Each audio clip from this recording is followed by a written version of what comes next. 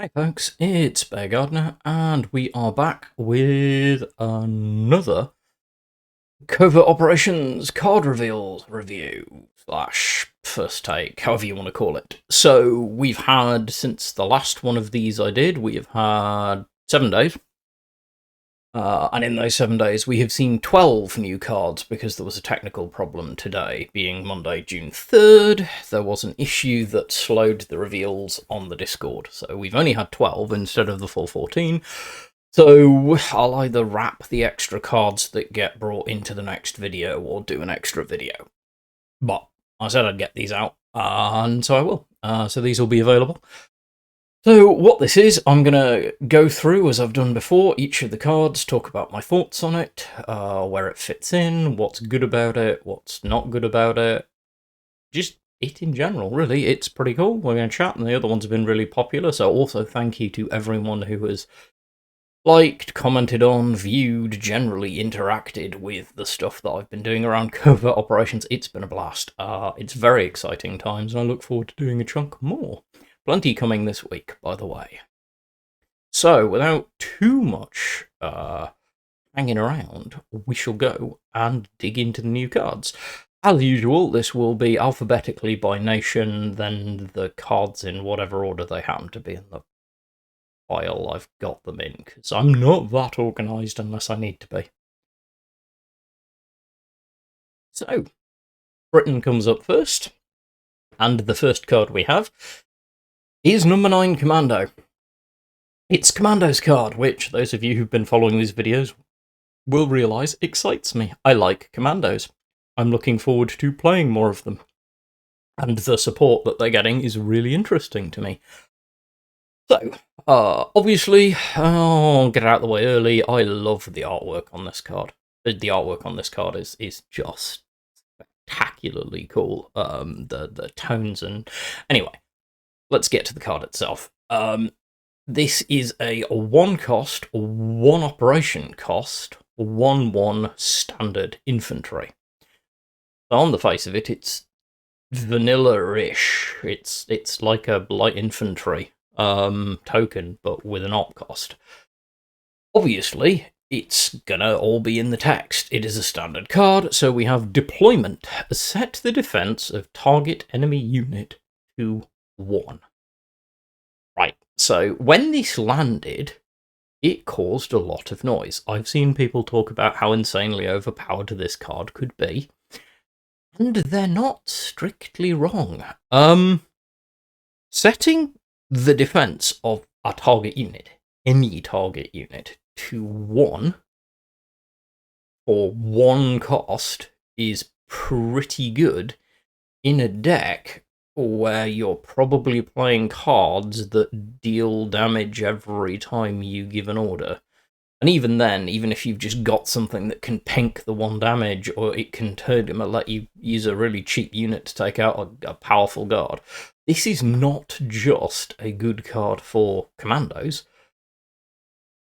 It fits in quite nicely to Commandos. I'm not sure how strongly, because your support line is going to get busy. I don't know that this will see as much play in Commandos decks as it's going to see elsewhere. And in particular, any Brit deck that cares about being able to remove big units. Because this is very strong. For 1 cost, this is good value. Examples in my head. I mean, if you've got a guard that's preventing your fighter from getting through, dropping this to set its defense to 1 and then plinking something into it, not a terrible way of doing it. Do I think this is going to be like a meta-defining card? Probably not, but it is a really good deployment effect for a 1 cost standard card. The body is nothing to write home about.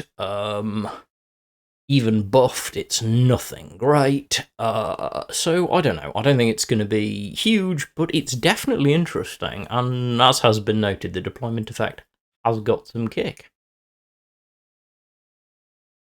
Next up, for Britain, we have the Beaufighter VI F. Beaufighter VI F is a 5 cost, 2 op cost, 4/5 fighter. It's an elite, and it's an elite because of its card effect, which is British air units you deploy get +2, +2. Okay. So, as usual, this is going to go straight to the Brit Air is coming back argument, and it's very good. Obviously, your mileage will vary, because this is not an early game play unless you have a way of cheating it out. However, if you have a way of getting this and some decent aircraft out, there are definitely ways you could take huge advantage of this, especially if you have a way of getting out something with Blitz. This is just... it's interesting. My only concern is that you're dropping this turn 5, only you're probably not, because you actually want to drop it on the turn when you can still get some fighters out. So you're probably looking to try and combo this. Now, there's nothing wrong with that, in principle. There's no reason we should not be trying to combo this with different things. It makes sense, and there are plenty of things we can combo it with. But it is worth noting that that does make this really more of a finisher than anything else, which is not a bad thing. Having this as part of a finishing combo actually kind of makes sense.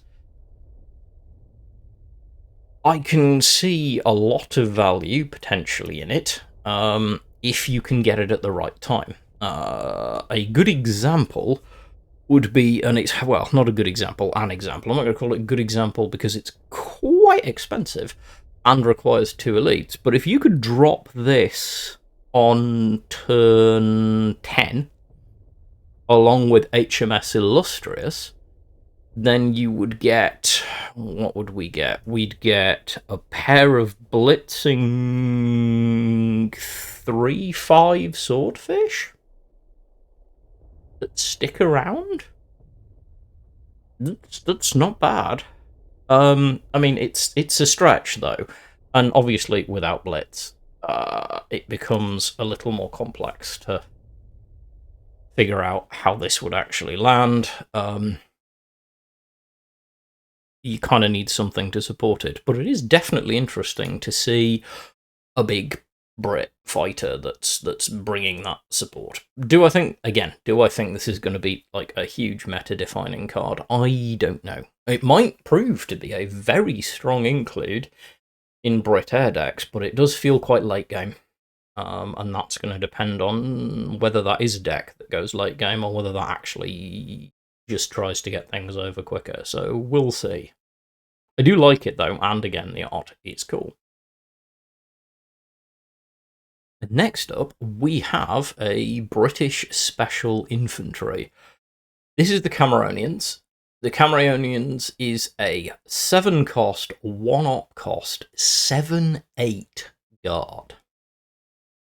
It's a very big guard body, and it's very expensive. Also, it's supremely interesting art, like, very fiery. And it's a bit of a spicy card. So, this card is interesting, because this card is quite expensive, so it's probably going to be played late. It is very survivable, because 8 health and 7 attack, or 8 defense and 7 attack, is not nothing. And it's got guard, obviously. But obviously, the big kick here, as with so many special cards, is going to be in the card text. Now, this one is a particularly finicky one, and we're going to see a little bit more of this. Text is, draw 2 cards when you give your 2nd order in a turn. Right, okay. So, assuming that you have 2 1-cost orders in hand, you need 9 credits to get full value out of this card on the turn that you deploy it. That's a pretty big ask. Now, obviously, you can dig this into some interesting ramp decks, because Lord knows this is a very good body for the money. As a 7-cost infantry, this is not nothing. We don't have a lot of really big, hefty 7-cost infantry in the game. We have a few, The closest I suppose you would get guard-wise would be what's a good combat? I suppose this is a special. So the French have the the 2E RMT, which is their 7-cost 2-op cost special guard that is 3/9. And has at the start of your turn each adjacent non-French unit, each non-French unit, they don't have to be adjacent, that you control gets +1/+1, so it's a rolling buff. That's pretty strong. You could look at, I suppose there's the 272nd, the IS-2 Printer Guard, but that's an elite. The Decima, that's another special, but that's only a 2/4, but it does have ambush and the insane destroy target unit when you debate a target unit in the support line when you deploy it. This is definitely in interesting territory. This has got some weight for its size. I think if we do see some slow roll Brit guard heavy kind of ramp decks, we will see play from this. Whether that's going to be an archetype that really takes off is a whole different conversation. But I like the design of this in that it is a big, weighty unit that definitely punches at its weight. Still with Britain, we come to Lure. Lure is a 2-cost standard countermeasure. Really cool naval art. The ensign and all of it. Anyway, this is interesting because this is. I told you we're going to see some more of this Finnick, what I'm calling the finicky British cards. So Lure is a 2-cost countermeasure, and it says when the enemy gives the second order this turn, counter it. Okay, let's get real. Is this just straight too situational for anyone to really care about? The answer is going to depend heavily on how many low unit, high order decks we start to see. But realistically, probably. Honestly, this is taking up space in my deck, and I'm holding this up for 2 credits, and it might trigger, it might not. I'm not massively convinced that this is going to see a lot of play. On the face of it, I just think this is an interesting idea that's probably not going to go anywhere. However, like I said, if we do start to see a lot of really, really potent direct damage order decks, this could be good. But really, I'm holding up 2 credits in the hope that my enemy plays 2 orders and that the second order they play is way better value than the first order. And also, as your opponent, if I know that this might be in your deck, first time I've seen this, I know to try and play around it. It doesn't feel good. Which is a shame, because, again, it's so pretty. Okay, it's elite time for the Brits, it's elite order time for the Brits, and it's time to admire some amazing artwork. Like, I really am. I'm going to do that before I get into this, because this is going to be a controversial card. And I know it is. So, this is a 6-cost order. Wave after wave. Wave after wave is 6 cost and says deal 2 damage to all enemy units. If this is the second order, you give this turn, deal 4 instead. And this has, unsurprisingly, become the return of it. This is the new monsoon rot supply shortage. This is the new janky, overpowered Brit board clear arguments. I've seen them all over the place. And I'm going to point out why they're wrong. And I'm going to do it the following way. By pointing to the bottom of the card and reminding everyone that this is an elite order, then I'm going to point out it's 6, which means it has a minimum cost of 7 if you want it to do its thing, because you do not want to pay 6 cost to deal 2 damage to all enemy units most of the time. You want the value from this order, and the value from this order is to play it as the second order in a turn. By the time you are in a position to do this, and have drawn the one copy of it that's in your deck, unless you have a way of tutoring it, or you have developed it, and we'll get into that if I do a developed video. This is good, but it is nowhere near on the same scale. In fact, this is very good. It's incredibly strong. It's a very potent board control tool, and I applaud 1939 for putting one back in for the Brits, because that's part of what they do. But this is nowhere near as egregious as the cards previously mentioned. It's not even close. This is, I guess this is up there with, I don't know, Annihilation, which is what, deal 4 damage to all non-veteran units for, I want to say, 7. And I'm going to go check, because, you know, I should probably fact-check myself. On Maelstrom. My apologies. Maelstrom is the card I'm talking about, and actually it's 8. 8 cost, deal 4 damage to each non-veteran unit, and that's a special.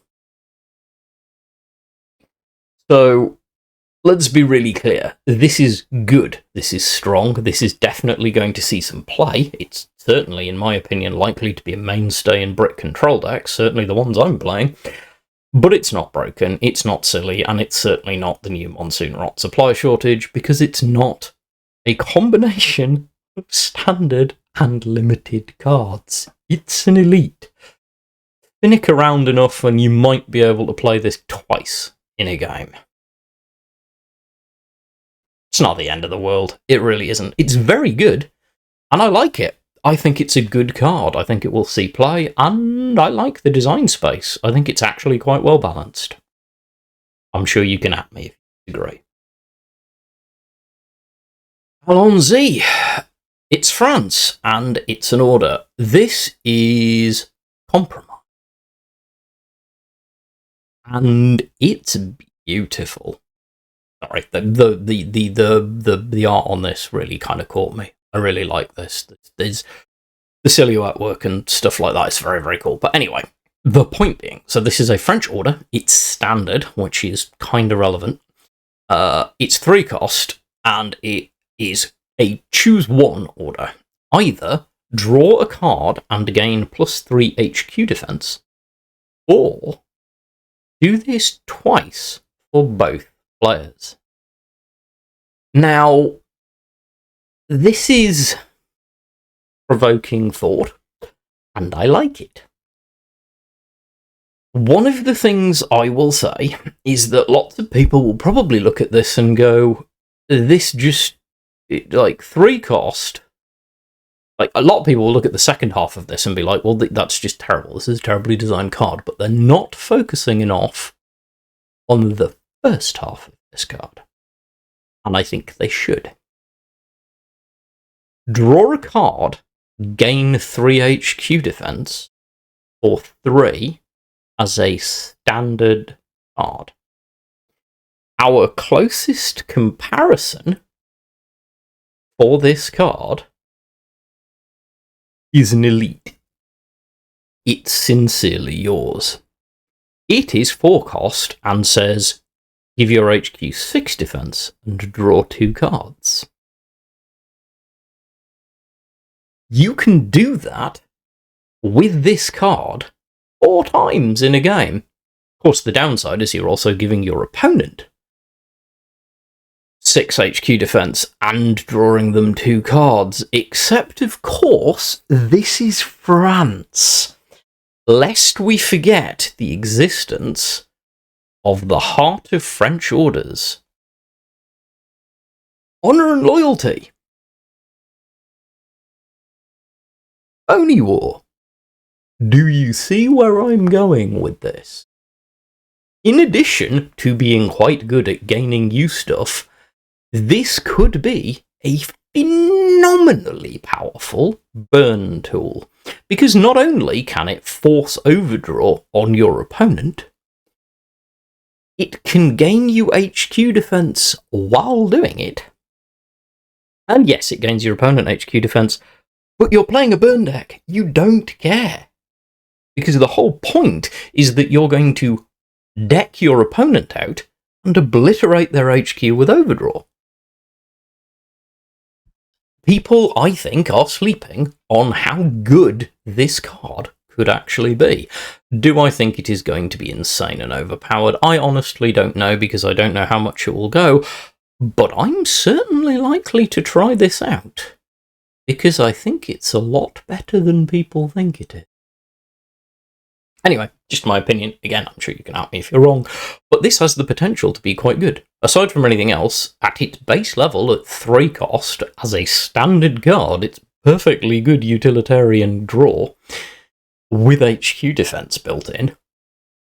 Thank the Lord, by the way, Commonwealth isn't still around, because French Commonwealth, ooh. But anyway, that's not there anymore. Still and all.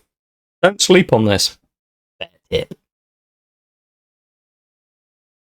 Okay, we move to Germany, and our first card from Germany is an infantry unit. It is a 170, it's the 171 Infantry Regiment. Now, the 171 is a limited card.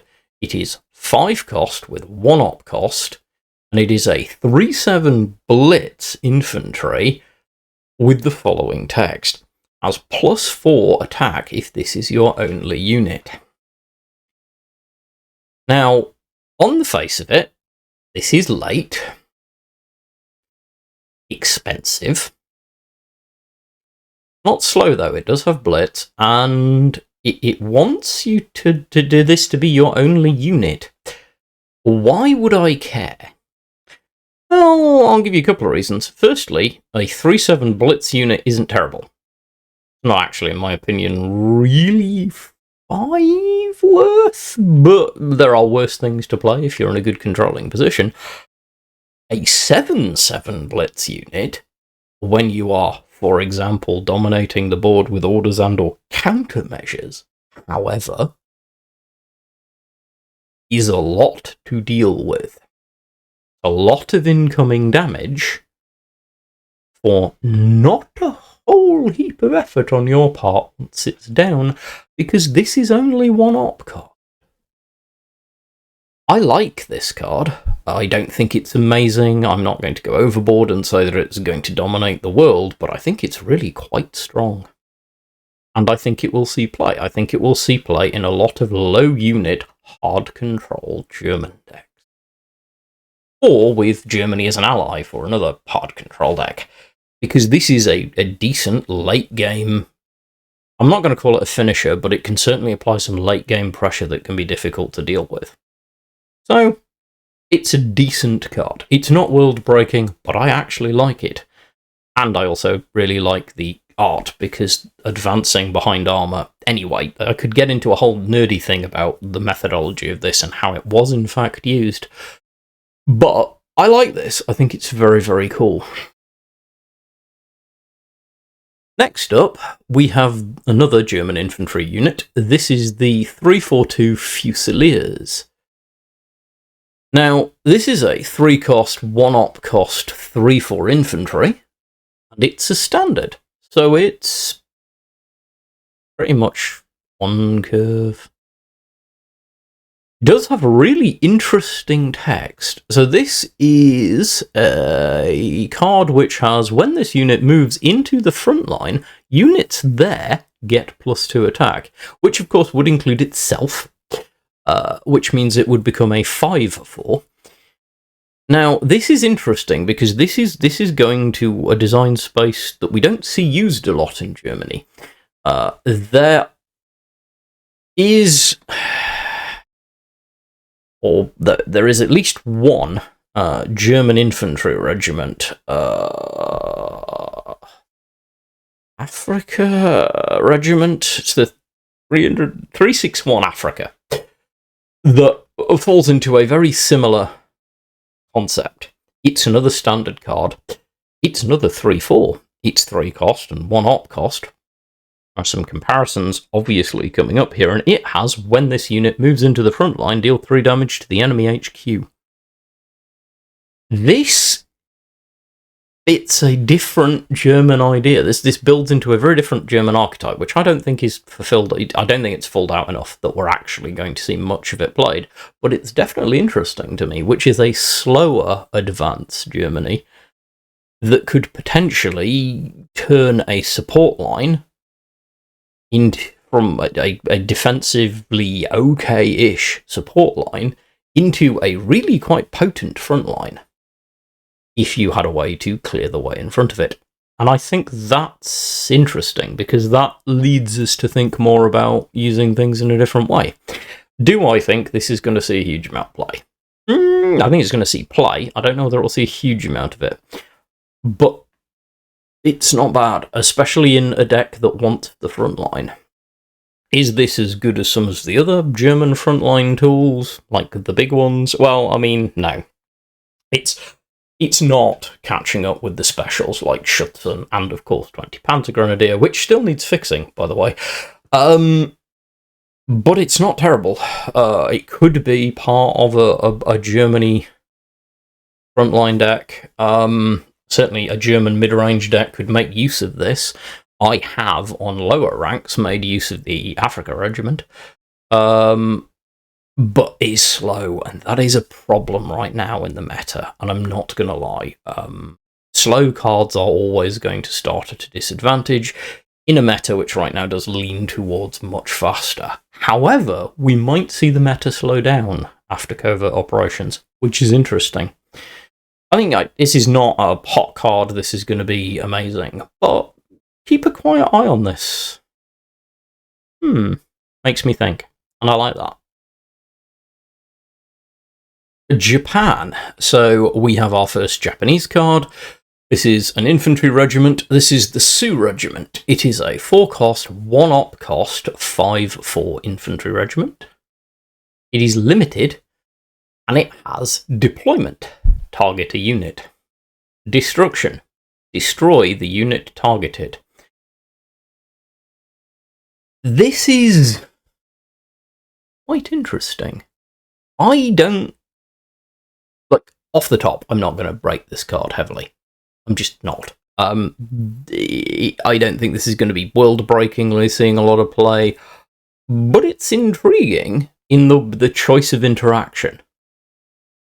You can drop this, put it on a major threat from your opponent, and then put this in a position where your opponent really has no choice but to damage it, or even push it forward and use something like Honor to destroy it after a big swing, taking the enemy unit with it. I mean, there's a lot of stretch in this. I don't think it's going to see a lot of play, but it's interesting. And it's also a not terrible body at 5/4. Nothing earth-shattering, but then the big stuff that we've seen for Japan has not a lot to do with big solidness and an awful lot to do with the interesting credit loss archetype. Anyway, to the Soviets, and one of the funkiest pieces of art we've seen yet, in my opinion. This is Field Recon. It is a 2-cost standard Soviet order. Give target infantry or tank +2/+2 for each covert unit you control. So, firstly, if you want hyper-detailed thoughts about this card and its interesting connotations, look out for my video coming soon to YouTube on the covert mechanic and what I think of it so far. But the short version here is this is a very interesting card because it is suggestive of covert being more prevalent than I expected it to be, but not too prevalent because it's +2/+2, so that suggests they're not expecting you to see a huge amount of covert cards on the board. If they were, this would be way too strong as a standard card. That said, this is still not nothing. If you are going down the covert route and you can find the right target for 2 cost, +2/+2 for every covert card you control is not terrible. Especially if you've got a card that, you know, has reveal, add a blitz tank to your support line. That's 5/5, which this makes 7/7. Anyway, just thoughts. This is an interesting card. It probably is going to see play, particularly early season. I think people are going to play, or rather early expansion, I think people are going to play around with this a fair bit. I think there's an archetype in there that people are going to want to delve into. Rightio, we've got a Soviet elite. And people have been asking about the Soviet elites quite a bit, because we have all talked about the fact that Soviets probably took the biggest hit with rotation. This is strategic focus. It is a super cool piece of art. It is a 7-cost elite order. Choose 1. Deal 5 damage to all ground units or air units. This is honestly a tad disappointing. I don't want to sugarcoat this. Do I think this order is completely terrible? No. It definitely could see some use if you are playing into an expected situation. Like if you're playing as Soviet air, like Soviet air is probably the place that this would see the most use. Because if you're playing Soviet air, there's a very good likelihood that you can trigger the 5 damage to all ground units in a positive way. 5 damage to all air units, this is why I think this order has to have the choice. Because 5 damage to all air units is substantially more situational. Because it's very dependent on what you're playing against. The ground units, obviously, much bigger target space. But does mean you'd have to be playing a deck where you're not expecting to play a lot of ground units. Or all of your cards are covert. Just a thought. Because they're not ground units, they can't take damage. They're order-proof, remember? Overall, like, the text on this, the design on this is fine. The costing, I think, for me is a problem. This is a lot of credits for a very situational board clear. This does not stand up the way that, like, wave after wave, if you've got an extra 1-cost order in hand, for the same cost, is guaranteeing 4 damage to all enemies. Because it's targeted, and this isn't. Which is, by the way, very on point for the Soviets, obviously. But is this great? Honestly, it's really not. I'm a little disappointed, I really am. I'm a touch disappointed that we've not seen something with a bit more kick to it. Onward to the good old US of A, and we arrive at another covert card. I call the covert cards its 3 cost. This is the 103rd Cavalry Recon. Funky art, as usual, and this is a standard card. It is a 1-op cost 3/4 infantry. And it has a reveal text, and the reveal text is, your units get +1/+1 if this unit was covert for 2 or more turns. Right then, so this one takes a bit of explaining, because the juice squeeze will leap to people's minds, except there's not as much squeeze as you might think. It has been clarified that this counts the turn it's deployed as 1 turn covert, which means that the turn you push it into the front line, if you choose to do so, is also the turn it's covert.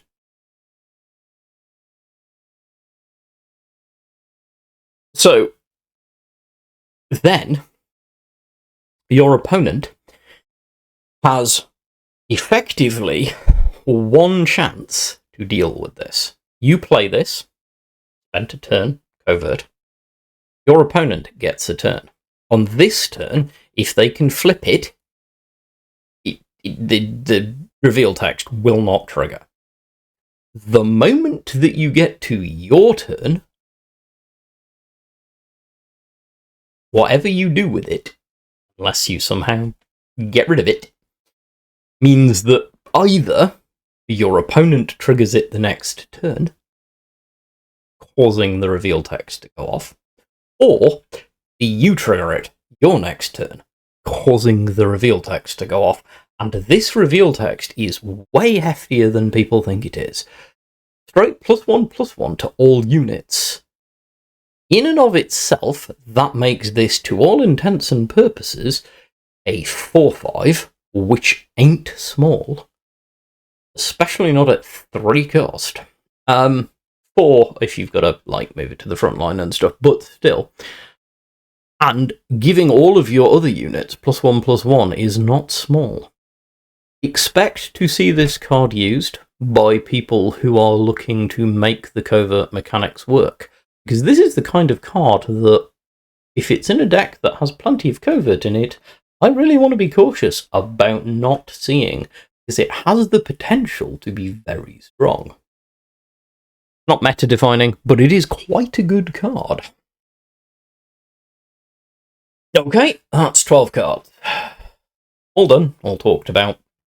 Some interesting ones. We're seeing, again, the continuing growth of this expansion, and I'm quite excited by it. We've got some different tools in different directions. We've seen some cards that are okay. I will say so far, I would like to see the Soviets getting some more help somewhere. I still feel like they've not seen anything that's making me, like, every other nation has seen some stuff that I'm kind of looking at going, it could be pretty good. Even a couple of the allied nations. Soviets, not so much yet, beyond the fact that they do seem to be very much digging into the covert thing, and Soviet covert decks might be a thing. If they are, I'm certainly going to be interested to see how they play out. As usual, I will be back with more as soon as there is more to do. Over the next few days, I will be releasing more videos talking about different stuff and the different mechanics that are being introduced. And of course, I will be back with more card reveals as and when they're out. Now, my expectation is that there will be one more of these next Monday-ish before the release day on Tuesday. However, schedules may change because it depends on when different things land, and spoiler season and all sorts of other stuff. But it's definitely shaping up interestingly, and I'm not going anywhere. So you'll be getting fairly continued updates and coverage from me as much as I can do. And of course, if you want to stay in touch with what's going on, get some ideas about what I'm up to, or just talk to me about ideas and thoughts, ask me questions, you can comment here, you can come along to my Twitch streams, you can join my Discord with the link that's in the description. I'm very open to chatting to people, and I'm very glad to be doing this. As always, stay well, be good human beings, and I'll catch you next time.